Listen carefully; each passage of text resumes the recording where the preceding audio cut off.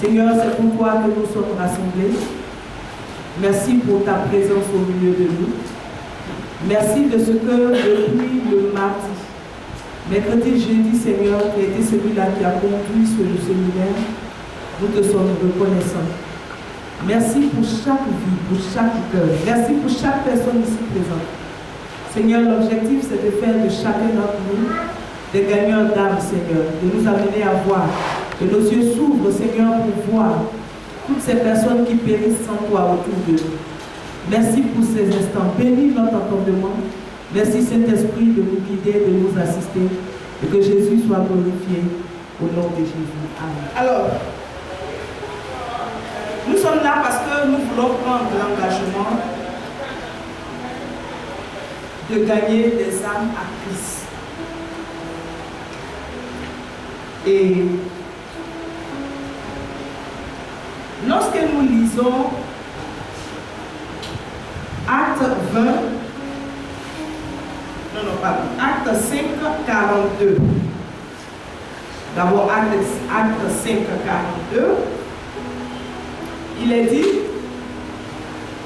et chaque jour, dans le temple et dans les maisons, il ne cessait d'enseigner et d'annoncer la bonne nouvelle de Jésus-Christ. Notez avec moi, chaque jour, et il le faisait dans le temple et dans les maisons. Ensuite, lorsque nous allons à Acte 2, 42, il est dit, il persévérait dans l'enseignement des apôtres, dans la communion fraternelle, dans la fraction du pain et dans les prières. Et au verset 46, il est dit, ils étaient chaque jour tous ensemble, assidus au temple, ils rompaient le pain dans les maisons et prenaient leur nourriture avec joie et simplicité de cœur. Le verset 47 également nous dit, louant Dieu et trouvant grâce auprès de tout le peuple, et le Seigneur ajoutait chaque jour à l'église ceux qui étaient sauvés. Alors, le Seigneur ne peut ajouter chaque jour que si nous évangélisons chaque jour. Vous avez remarqué avec moi, dans tous les versets que nous avons lus, nous remarquons chaque jour, chaque jour, chaque jour. Donc, tenir des réunions 2 fois par semaine et avoir un programme de visite pour relancer de temps en temps les absentéistes ne peut pas produire un accroissement quotidien du nombre de convertis. Si un groupe local de chrétiens témoignait chaque jour, comme nous le voyons ici dans Actes d'Apôtres, dans le temple et dans les maisons, afin que le Seigneur puisse ajouter chaque jour des convertis, l'augmentation sera au minimum 350 personnes par an, puisque c'est chaque jour. Et tenez-vous bien, pour que vous puissiez même gagner une personne à Christ, parfois il faut évangéliser 10 personnes. Ce n'est pas le premier que vous allez avoir qui viendra. Vous allez parler, expliquer, et il y a une personne que vous allez avoir. Acte 6, verset 7 nous dit, et la parole de Dieu se répandait de plus en plus, le nombre des disciples augmentait beaucoup à Jérusalem et une grande foule de sacrificateurs obéissait à la foi. J'aurais dû vous donner la version officielle, parce que dans la version, on m'a dit, et la parole de Dieu se répandait, et le nombre des disciples se multipliait. À la place d'augmenter, c'était plutôt se multiplier. Alors, nous remarquons que dans Acte 2, le Seigneur ajoutait, mais dans Acte 6, il multipliait. Donc, d'ajouter, on est parti à la multiplication. Donc, cela nous démontre que les premiers chrétiens obtenaient des résultats. Et ces premiers chrétiens qui obtenaient des résultats, ils n'ont rien de plus que nous, ils n'ont rien de moins que nous, parce qu'il leur a été donné le Saint-Esprit, et ce même Saint-Esprit également nous a été donné. Il leur a été donné la parole de Dieu, et cette même parole nous a été donnée. Alors comment se fait-il que ces personnes ont des résultats, et nous n'en avons pas? Alors, les théologiens ont qualifié de Acte 20, verset 20, la vision 20 sur 20. Et comme nous sommes aussi dans une année 20 sur 20, Acte 20, verset 20, il est dit, vous savez que je n'ai rien caché de ce qui vous était utile, et que je ne crains pas de vous prêcher et de vous enseigner publiquement et dans les maisons. Vous comprenez? De vous enseigner publiquement et dans les maisons. C'est ça l'Église. C'est ça l'Église. Et c'est cette vision qu'on a appelée la vision 20 sur 20. C'est-à-dire la prédication publique et la prédication de porte à porte.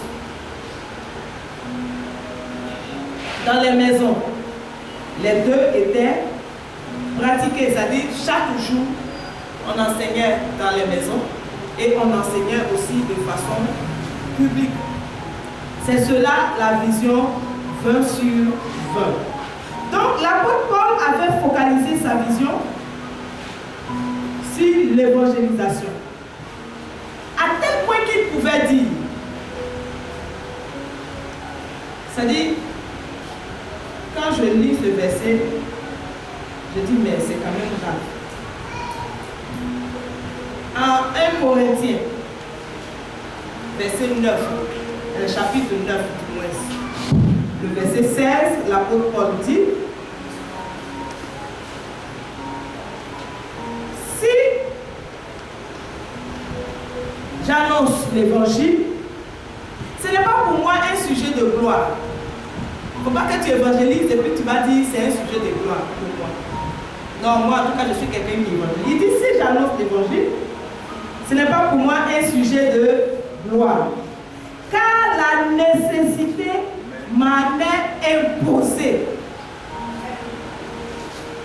Et malheur à moi si je n'annonce pas l'évangile. Qui a lu ce verset?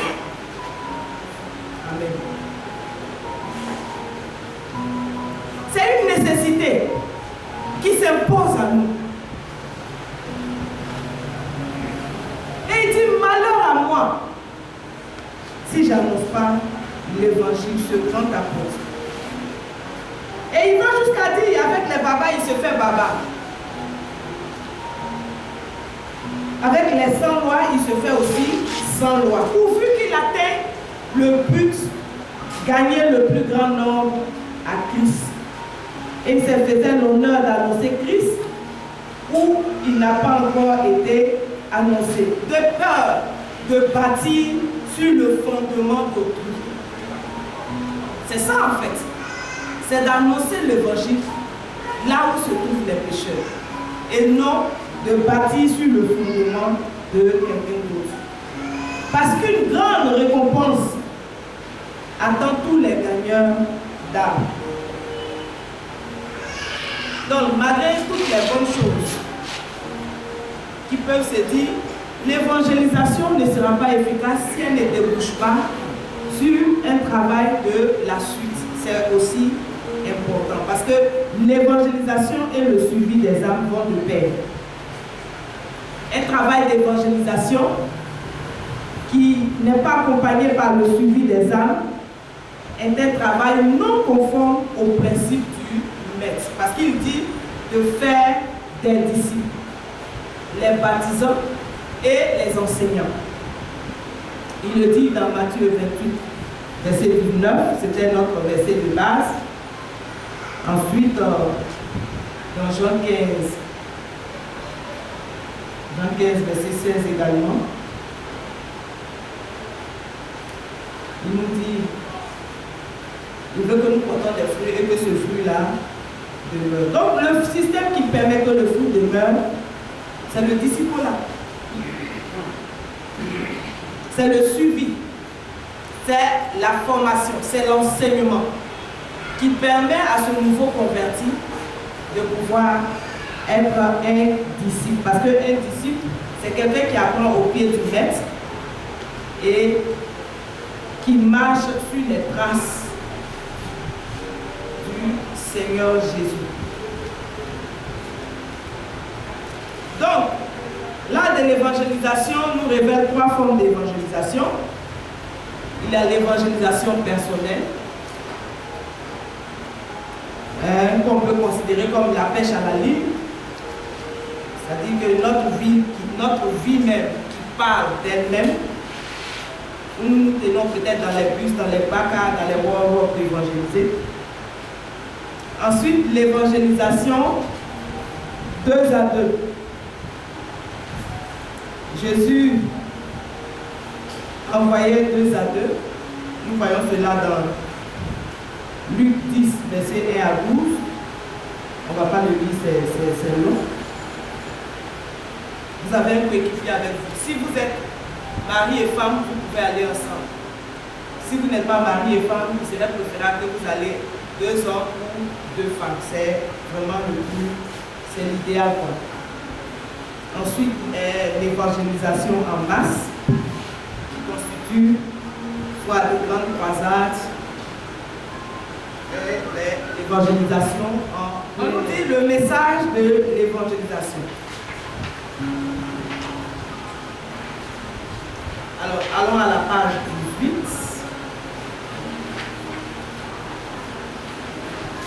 On nous dit la première loi de l'évangélisation, c'est que Dieu aime l'homme et a un plan spécial pour sa vie. Dieu nous aime et a un plan spécial pour chacun de nous. Ce plan inclut le fait de passer la vie éternelle avec lui. Ce n'est pas la volonté de Dieu que qui que ce soit périsse. Il veut que tous aient la vie éternelle. Alors c'est un cheminement. Pour que vous ayez à l'esprit ce que vous devez dire quand vous vous trouvez en face d'un pécheur. Ensuite, on vous donne la référence biblique. Ensuite, on vous donne l'explication et l'illustration. C'est-à-dire qu'arrivé à la maison, vous allez lire, vous allez voir les explications et l'illustration. L'explication vient pour expliquer que Dieu aime l'homme et a un plan spécial pour sa vie. La deuxième loi, c'est le salaire du péché qui est la mort. Alors Dieu a un plan pour l'homme. L'homme a refusé ce merveilleux plan. Il a préféré pécher et le salaire de ce péché, c'est la mort. Le péché est entré dans le monde quand Adam et Ève ont désobéi à Dieu. Depuis le temps d'Adam, tout le monde a péché. Mais Dieu est un Dieu saint et ne peut avoir une communion avec le péché. Le péché a séparé tous de Dieu. Cette séparation avec Dieu est appelée la mort spirituelle. Ça, c'est la deuxième loi. Donc, vous voyez en dessous les références bibliques qui confirment cette loi-là. Et en bas, vous avez l'explication et l'illustration. Par exemple, l'explication et l'illustration. Au deuxième paragraphe, on dit, certains disent, Je ne suis pas un pécheur. Je vais à l'église chaque dimanche. Parce que quand vous allez lui dire le salaire du péché c'est la mort, il va vous dire je ne suis pas un pécheur, je vais à l'église tous les dimanches. Et il a dit même une personne demeure toujours un pécheur si elle ne s'est jamais repentie de ses péchés. Toute personne qui n'a pas accepté Jésus-Christ comme son sauveur et qui ne s'est pas détournée de ses péchés est toujours un pécheur.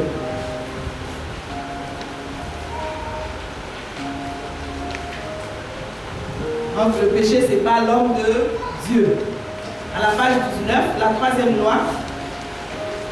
Alors même si vous arrivez au campus de Christ, vous allez voir, ils ont mis ça, ils ont mis les 4 lois spirituelles.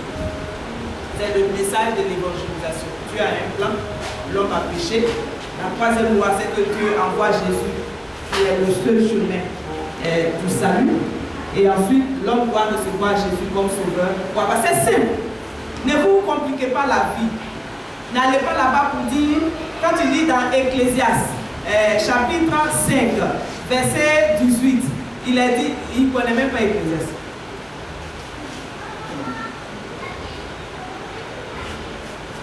Jésus est le seul chemin du salut.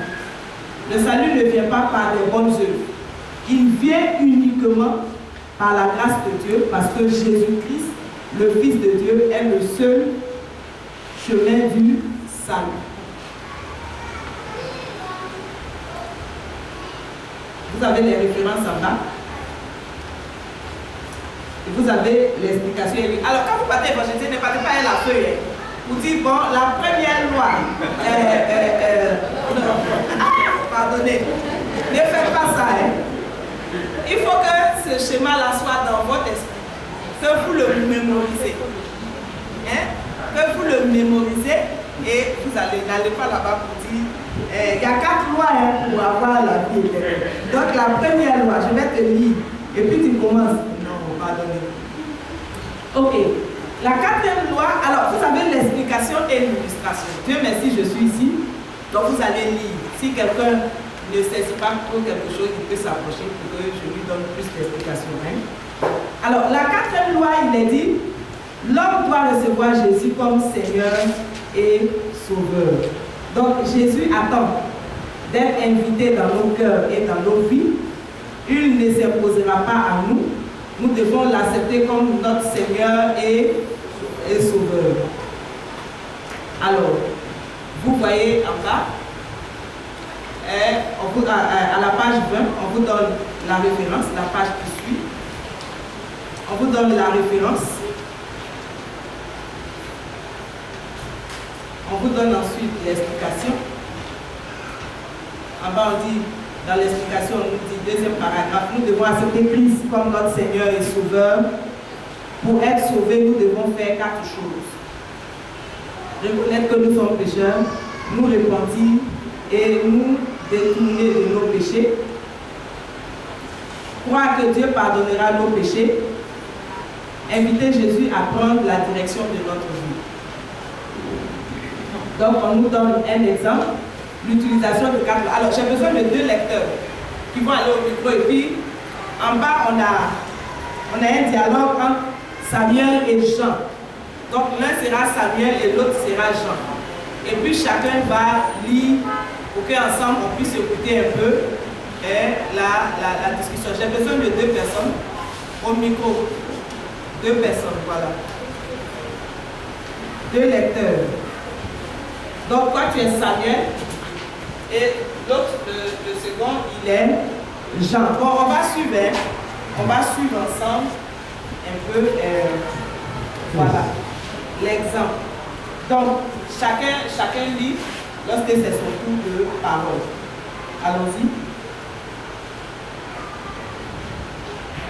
Samuel. Amen. Vous voyez qu'il n'y a pas eu d'injure, il n'y a pas eu de brutalité. Il n'y a pas à dire, toi tu vas en enfer, toi tu es condamné à mort. Toi, voilà. Vous comprenez? Il s'est servi de quoi? Des références qui ont été citées dans chaque loi. à des références qui ont été citées. Il connaissait ces références et il a utilisé, tout en posant, en parlant clairement, il a utilisé ces références-là pour que cette personne... Alors, ne pensez pas que ce que vous dites est moins efficace. La parole de Dieu, elle est suffisante, elle est puissante, elle est plus une épée à... Voilà, donnez-moi le verset. Donc, cette parole à elle seule suffit pour convaincre. Vous comprenez? Cette parole est suffisante et c'est le Saint-Esprit qui convainc les gens de péché. Ne pensez pas que vous avez besoin. Évitez de tomber dans des discussions inutiles. Ne pensez pas que vous devez chercher à expliquer. Soyez serein. Bon, c'est là maintenant, je ne vous ai pas donné ça, mais c'est aujourd'hui, j'ai vu parce que tiens, moi j'ai fait 2. On va voir si on pourra photocopier pour vous. Parce que là, on nous parle des principes d'évangélisation. Hein. On dit il y a 5 portes, vous n'avez pas ça là-bas. Il y a 5 portes d'évangélisation dans la Bible. Il y a 5 portes d'évangélisation dans la Bible. On dit, la première porte, on dit le témoignage personnel et le style de vie. Ça veut dire quoi? Ça veut dire, André et Philippe avaient fait une découverte merveilleuse, à savoir que Jésus était le Messie, ils désiraient alors parler à Jésus. Donc, les gens n'échangeront peut-être pas si nous leur parlons tout simplement de Jésus. Ils peuvent même se sentir offensés s'ils réalisent que nous leur prêchons. Cependant, nous pouvons toujours partager ce que Dieu a fait pour nous personnellement, notre style de vie. Hein? Donc, on donne un exemple. On dit un jeune homme appelé Jean était invité à prendre la parole dans une école secondaire pour garçons bien connus. Il aurait pu prêcher, mais s'il l'avait fait, les garçons n'auraient probablement pas écouté. Jean parla plutôt de sa vie passée de rébellion et relata tous les problèmes que sa mauvaise attitude avait entraîné dans sa vie. Ensuite, il partagea la manière dont Jésus avait changé sa vie. 22 garçons acceptaient Jésus. Donc, notre vie aussi peut servir de témoignage. Alors, les Américains nous ont appris le témoignage, c'était quoi? En 15 secondes, 30 secondes. En 15 secondes. Ce témoignage, tu rends ton témoignage en 15 secondes. Il fut un temps dans ma vie, j'étais voleuse, j'étais prostituée. Mon cousin m'a parlé de Jésus. Et depuis que j'ai accepté Jésus, ma vie a changé. Aujourd'hui, je suis une personne rayonnante de joie. Aujourd'hui, je suis une personne bénie. Aujourd'hui, j'ai la joie. Je ne me bagarre plus. Avoir une histoire pareille à la mienne, si la personne dit oui, maintenant vous vous asseyez avec elle, vous commencez les 3-7 qu'on a fait. Ah, je ne voulais pas qu'on efface. Je ne savais pas qui a payé. Je ne voulais pas qu'on efface, mais on a effacé. Et on commence à expliquer et tout ça. Donc, notre témoignage personnel, on peut se servir de notre témoignage personnel pour amener des personnes à Christ. C'est-à-dire notre vie avant Christ, la personne qui nous a parlé de Jésus, notre vie après Christ. Et c'est quelque chose qui vient de nous. Ensuite, on peut se servir également des besoins personnels de la personne. Par exemple, Jésus s'est retrouvé avec la femme samaritaine. Elle avait un besoin personnel. Et il s'est servi de ce besoin personnel-là pour vous parler de Jésus. Tout à l'heure, le taximètre que j'ai pris, je lui ai dit, je m'en vais à l'église, il a commencé à m'expliquer tous ces problèmes. Priez pour nous. J'ai dit, oui, explique. Il explique jusqu'à et puis il voit que, le monsieur là, il y a une femme en France et puis il y a une autre femme ici. Là, je fais comme donc, l'exemple de Christ au plus est évocateur. On peut aussi se servir des besoins des autres. On peut aussi se servir de l'amitié. Tu es ami à quelqu'un dans le quartier, tu salues la personne a perdu un parent, tu vas vers la personne, tu la salues, tu la soutiens, tu lui donnes des paroles réconfortantes. Et à chaque fois hein, tu parles avec beaucoup de douceur, tu parles, tu compatis, tu es là, tu es à côté. Et cette amitié-là, demain, peut être une porte d'ouverture pour toi.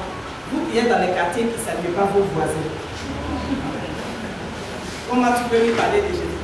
Comme aujourd'hui, on t'a parlé d'évangélisation, tu cours, tu arrives là-bas, tu tapes sa porte.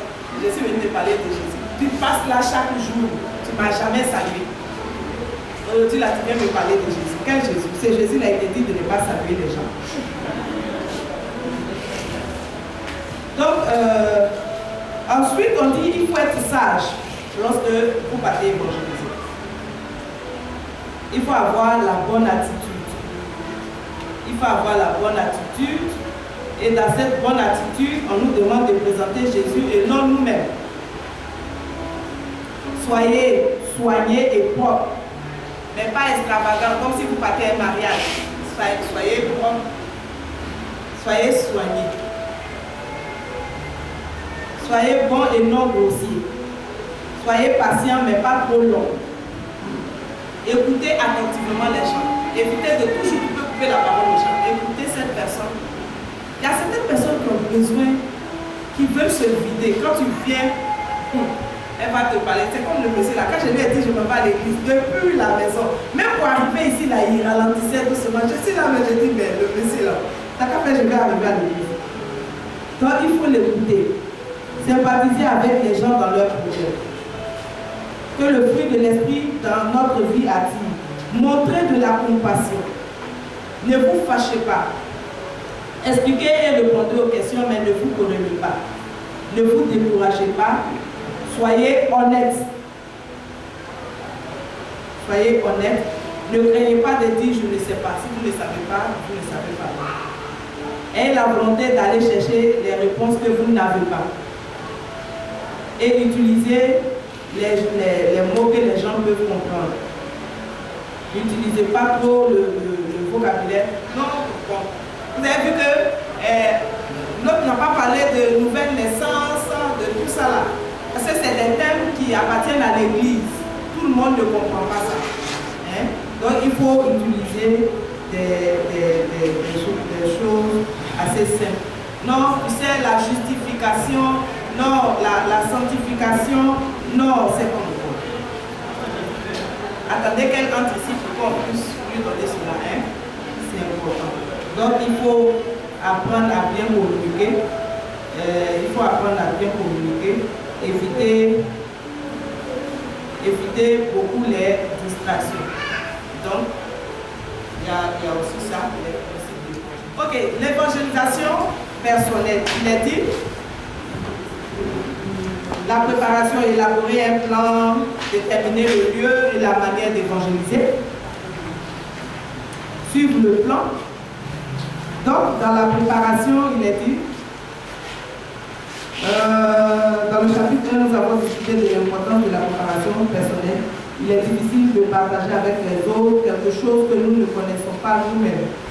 Par conséquent, la préparation la plus importante est la préparation personnelle. À la page 33, on dit quiconque veut voyager doit d'abord décider de deux choses. Il doit décider du lieu où aller et de comment aller, comment y arriver. Cela veut dire qu'il doit faire un plan. L'évangélisation est comme un voyage. Nous devons avoir un programme. Encore une fois, nous devons user de sagesse dans tout ce que nous faisons. Chaque personne à qui nous parlons est unique. Mais il se peut que certaines choses concernant des gens soient les mêmes. Ainsi, nous pouvons sagement élaborer un simple plan à suivre pour l'évangélisation. Quelles sont les choses importantes que tout plan doit contenir? Réviser les 4 lois spirituelles mentionnées qu'on a déjà étudiées tout à l'heure. Donc, ces 4 lois, parler de l'amour de Dieu pour les hommes, expliquer le besoin. Tous les hommes ont péché, d'expliquer le problème, le péché conduit à la mort, et l'homme ne peut pas se sauver lui-même. Jésus a payé pour tous les péchés. et croire et accepter Jésus pour le salut. Donc, vous allez lire à la maison. Allons-y à la page 34. Déterminer le lieu et la manière d'évangéliser. Le B.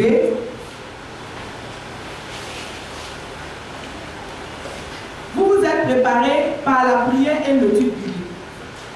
Vous avez aussi apprêté un plan. Maintenant, il vous faut déterminer le lieu d'évangélisation et la personne à qui parler. Vous devez planifier tous ces détails. Toutefois, vous devez aussi être prêt à évangéliser à tout moment et partout. Demandez au Seigneur de vous aider à voir les occasions imprévues. Apprenez à compter sur la direction du Saint-Esprit. En bas, on dit le commencement sur un plan. Le grand 2. Alors, il est dit, le diable essaie toujours de nous empêcher d'amener quelqu'un à Christ. Une des astuces de Satan est d'apporter des distractions. Il essaie de nous éloigner de ce que nous voulons dire. Dans une situation où tout le monde est occupé, ou bien il y a beaucoup de gens tout autour, nous ne devrions pas essayer d'évangéliser à cause des distractions. Mais dans une telle situation, nous pouvons planifier, page 36, une rencontre avec quelqu'un. Ensuite, le grand 3 parle des réponses aux excuses. Comme on l'a vu tout à l'heure, je suis une bonne personne. Je n'ai besoin de rien d'autre. Le grand A. Et vous avez les réponses là-bas. Les réponses que vous pouvez lui donner. Quand il dit, moi, en tout cas, moi je suis une bonne personne et je n'ai besoin de rien. Je n'ai pas besoin de Jésus pour être bon. Je suis déjà bon. Je ne pense pas mal de mon prochain. Je ne parle pas mal de mon prochain. Je n'insulte pas quelqu'un. Je ne pense pas mal de quelqu'un. Ils disent toujours cela. Je ne vole pas, je ne mens pas. Je suis honnête dans mes affaires. Et en bas, vous avez des réponses que vous pouvez donner à cette personne. Personne n'est assez bon. Nous ne pouvons pas nous sauver nous-mêmes. Tout le monde doit naître de nouveau. Bon, lui, il a parlé de naître de nouveau. Le salut est un don. Nous devons l'accepter par la foi. Ensuite, la personne peut te dire, ah, dans votre église là, il y a trop de lois, il y a trop d'interdictions. Ils le disent comme ça. La vie chrétienne est difficile à vivre. En bas, tu peux lui donner comme réponse, c'est par la puissance du Saint-Esprit que nous pouvons vivre la vie chrétienne. C'est tout à fait vrai. Nous ne pouvons pas y arriver par nos propres forces. Rien n'est trop important à abandonner face à la mort. C'est ça. Parce que si lui, comme ce monsieur qui vient, il ne veut pas abandonner sa concubine, elle en fait devant toi, elle dit abandonne la concubine, tu dis tu ne veux pas, on te dit mais face à la mort, le feu qui est devant toi, et ce que tu vis aujourd'hui. Ou bien il peut te dire, je suis trop occupé, je n'ai pas le temps. Tu lui dis, c'est aujourd'hui le jour du salut. Nous ne savons rien que demain. Il va te dire, toutes les religions mènent à Dieu. Moi-même, la religion où je suis là, ça mène à Dieu. On dit qu'une chose peut paraître bonne sans pour autant l'être. Paul était le passage qui dit, cette voie paraît droite, mais son issue, c'est la mort. Et en bas, il dit, je suis trop mauvais, il n'y a pas d'espoir pour moi. Il peut te dire ça, non, moi, il n'y a pas ma place à l'église. Où je suis avec mes fétiches, je me porte bien. Le matin, je trouve ma nourriture, je mange. Je vais, je reviens, j'ai ma femme, mes enfants. En tout cas, pour moi, je préfère rester avec mes fétiches. Donc, vous pouvez aussi lui donner. De l'autre côté, à la page 36, il dit, ma famille et mes amis me sont des groupes spéciaux.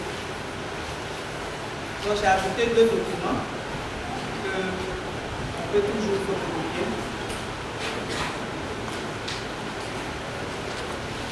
Il y a le témoignage aux musulmans, le témoignage aux hindous, le témoignage aux animistes. Ça, j'ai ça ici qu'on peut photographier après.